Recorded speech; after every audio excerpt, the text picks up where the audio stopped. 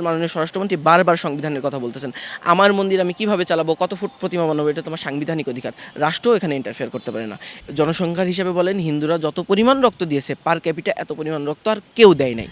ইউটিউবে সার্চ দেন 50% ওয়াজে সংখ্যালঘুদের ধর্ম নিয়ে ওই ধরনের কথাবার্তা বলা হয়, কিন্তু তাদের বিরুদ্ধে কোনো ব্যবস্থা নেওয়া হয় না। ওই ধরনের ব্যবস্থা নিলে কিন্তু তাদের মধ্যে 50% লোক এখন জেলের পিছনে থাকা উচিত। অন্য যে কোনো ধর্ম অবমাননা হইলে যত দ্রুত অ্যাকশন নেওয়া হয়, সংখ্যালঘুদের আমাদের ভগবান শ্রীরামচন্দ্রের অবমাননার ক্ষেত্রে কিন্তু সেই অ্যাকশন নেওয়া হয় নাই। আমরা বলি চৈতালি চক্রবর্তীর বিরুদ্ধে আইনি যে ব্যবস্থা নেওয়া লাগে আপনারা নেন। সরকারকে বলবো, প্রশাসনকে বলবো, অলরেডি আমি ফেসবুক আইডিতে বলছি যে এইগুলো আমাদের আন্দোলনকে আরও প্রশ্নবিদ্ধ করতেছে। রাষ্ট্র যদি মনে করে যে তারা আমাদের নিরাপত্তা দিতে পারবে না, রাষ্ট্র যদি মনে করে আমাদের সিকিউরিটির দায়ী তারা নিতে পারবে না, তাহলে রাষ্ট্র তো সেটা ওপেনলি বলুক। সেটা সংখ্যালঘুরা তখন নিজেদের ব্যবস্থা নিজেরা করার চেষ্টা করবে।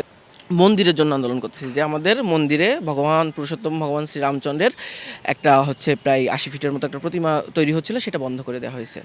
আমরা চাই ওটা দ্রুত চালু হোক। এইটা আমাদের দাবি। আমাদের দাবি কি, যারা ওই মন্দিরের বিরুদ্ধে আন্দোলন করতে যেয়ে পুরুষোত্তম ভগবান শ্রীরামচন্দ্রের ছবিতে জুতা নিক্ষেপ করছে, তাদের গ্রেপ্তার চাই।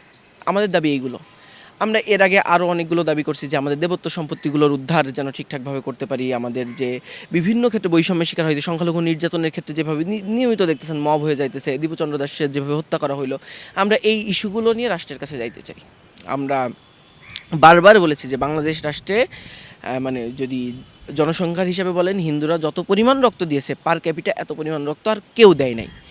তো আমাদের অধিকার আমরা রাষ্ট্রের কাছে চাবো না তো কার কাছে যাবো? এবং বারবার আমরা বলছি যে রাষ্ট্র যদি মনে করে যে তারা আমাদের নিরাপত্তা দিতে পারবে না, আর রাষ্ট্র যদি মনে করে আমাদের সিকিউরিটির দায়ী তারা নিতে পারবে না, তাহলে রাষ্ট্র তো সেটা ওপেনলি বলুক। সেটা সংখ্যালঘুরা তখন নিজেদের ব্যবস্থা নিজেরা করার চেষ্টা করবে। তারা হয় কোনো সলিউশন বের করবে, অথবা গলায় দড়ি দিয়ে মরে যাবে, অথবা সুইসাইড সামথিং আমরা করবো, কিন্তু তখন রাষ্ট্রের কাছে যাবো না। আমরা জানবো যে ওই দরজা বন্ধ হয়েছে গেছে আমাদের জন্য। কিন্তু যতক্ষণ পর্যন্ত আমরা চাই, এবং এই সরকারের অনেক নেতাকর্মী আসলে বলছেন সরকার আসার পরে তারা সংখ্যালঘুদের একটা ভালো ভোট পাইছেন। তো শুধু ভোট পাইছেন বলে না, রাষ্ট্রের একটা সংখ্যালঘু সম্প্রদায়ের উপর সব সরকারের একটা আলাদা দায়বদ্ধতা থাকা উচিত। তো সেটা যখন তারা পালন করতে পারতেছে না, তাদের বিরুদ্ধে আমরা কথা বলতেছি। এখন দেখেন, এবং সেইটাই যে যদি ওই আন্দোলনটাকে মিসলিড কেউ করতে চাই, ওই মানুষটার একটা আলাদা রাজনৈতিক পরিচয় আছে, আমি পরে শুনছি। তো কেউ যদি তার রাজনৈতিক স্বার্থ চরিতার্থ করার চেষ্টা করে আমাদের সংখ্যালঘুদের বা হিন্দুদের আন্দোলনের মাধ্যমে, এটা আমরা কখনোই বরদাস্ত করব না। তার যদি রাজনীতি করতে হয় অন্য জায়গায় যে করুক। আমরা রাজনৈতিক টুল হইতে চাই না, আমরা রাজনৈতিক দাবারগুটি হইতে চাই না। আমরা আমাদের অধিকারের কথা বলতে চাই, এবং আপনাদের মাধ্যমে আমি আবার বলতেছি মাননীয় স্বরাষ্ট্রমন্ত্রী, মাননীয় আইনমন্ত্রী, মাননীয় প্রধানমন্ত্রীর কাছে, যে অতি দ্রুত আপনারা দেখেন, অন্য যে কোনো ধর্ম অবমাননা হইলে যত দ্রুত অ্যাকশন নেওয়া হয়, সংখ্যালঘুদের আমাদের ভগবান শ্রীরামচন্দ্রের অবমাননার ক্ষেত্রে কিন্তু সেই অ্যাকশন নেওয়া হয় নাই। কারা করছে? যারা ওই ব্যানার ধরেছিল তারা, তার মানে তারা লিডিং পর্যায়ে, তাদের খুঁজে পাওয়া এত কষ্টের ব্যাপার না, কিন্তু রাষ্ট্র কিন্তু তাদের বিরুদ্ধে ব্যবস্থা নিচ্ছে না। স্বাভাবিকভাবে আমাদের মধ্যে ক্ষোভ কাজ করতেছে, স্বাভাবিকভাবে আমরা আন্দোলন করব, কিন্তু সেখানে যে আমরা এমন কিছু বলবো না যেটা রাষ্ট্রের স্বার্থের বিরুদ্ধে যাই, আবার সংখ্যালঘুদের স্বার্থের বিরুদ্ধে যাই, এমন কোনো স্টেটমেন্ট দেবো না। কোনো রাজনৈতিক স্টেটমেন্ট, কোনো রাজনৈতিক ব্যক্তিবর্গের স্টেটমেন্টের দায় কোনো সংখ্যালঘু বা হিন্দু ধর্মীয় আন্দোলন নেবে না। ইউটিউবে সার্চ দেন 50% ওয়াজে সংখ্যালঘুদের ধর্ম নিয়ে ওই ধরনের কথাবার্তা বলা হয়, কিন্তু তাদের বিরুদ্ধে কোনো ব্যবস্থা নেওয়া হয় না। ওই ধরনের ব্যবস্থা নিলে কিন্তু তাদের মধ্যে 50% লোক এখন জেলের পিছনে থাকা উচিত। আমরা চাই যারা ধর্ম অবমাননা করবে, যারা নির্যাতন করবে, আমরাও বিশ্বাস করতে চাই আমরা বাংলাদেশের সমান নাগরিক। কিন্তু দেখেন, নারী ও শিশুদের জন্য যেরকম আলাদা আইন আছে, কারণ তারা দুর্বল বলে আমরা ধরে নিই বা তাদের উপর নির্যাতনটা বেশি হয়, সেরকম সংখ্যালঘুরাও আলাদাভাবে নির্যাতিত হয়, শুধুমাত্র ধর্মীয় পরিচয়ের কারণে নির্যাতিত হয়। আপনি হয়তো বলতে পারেন ওখানে রাজনৈতিক ট্যাগ আছে। একটা মানুষের বিভিন্ন পরিচয়ের কারণে আপনার নির্যাতনের শিকার হয়। একটা মানুষের একটা রাজনৈতিক ব্যাকগ্রাউন্ড আছে, কিন্তু দেখবেন একই রাজনৈতিক ব্যাকগ্রাউন্ডের যে ধনী তার উপরে যে নির্যাতন হয়, যে গরিব তার উপরে সেই ধরনের নির্যাতন হয় না। তার মানে রাজনৈতিক পরিচয় যেখানে সেরকম দায়ী, সেখানে কিন্তু তার অর্থনৈতিক পরিচয় দায়ী। একইভাবে একই রাজনৈতিক ব্যাকগ্রাউন্ডের সংখ্যালঘু সম্প্রদায় যেভাবে নির্যাতিত হয়, সংখ্যাগুরু সম্প্রদায় কিন্তু ওইভাবে নির্যাতিত হয় না। তার মানে এখানে কিন্তু তার ধর্মীয় পরিচয় একটা ফ্যাক্টর হিসেবে কাজ করতেছে। আমরা চাইতেছি যে আমরা যেহেতু ধর্মীয় পরিচয়ের কারণে এক্সট্রাভাবে নির্যাতিত হইতেছি, আমাদের কিছু সুরক্ষা দিক সংখ্যালঘু অধিকার আইন, বা সংখ্যালঘুদের জন্য দ্রুত বিচার ট্রাইব্যুনাল, যেরকম নারী ও শিশুদের জন্য আলাদা বিচার ট্রাইব্যুনাল আছে, যেন আমরা দ্রুতটা করতে পারি। মাননীয় স্বরাষ্ট্রমন্ত্রী বারবার সংবিধানের কথা বলতেছেন। আমার মন্দির আমি কিভাবে চালাবো, কত ফুট প্রতিমা বানাবো, এটা তোমার সাংবিধানিক অধিকার। রাষ্ট্রও এখানে ইন্টারফেয়ার করতে পারে না। এটা আমার যখন সাংবিধানিক অধিকার, তখন রাষ্ট্র এটা দিতে বাধ্য। রাষ্ট্র চাইলেই সব কিছু করতে পারে না।